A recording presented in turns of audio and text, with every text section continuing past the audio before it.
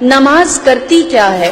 ایک شخص جو بہت بڑا گناہگار تھا رسول اللہ کے پیچھے نماز پڑھ رہا تھا، انصار میں سے تھا، مدینے والا تھا۔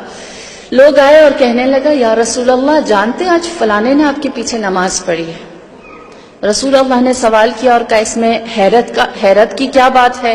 کہنے لگے آپ جانتے ہیں اس کا یہ گناہ ہے، اس نے اتنے لوگوں کا قتل کیا، اتنی عورتوں کے ساتھ زنا کیا اور بہت سارے اس کے گناہ شمار فرمائے۔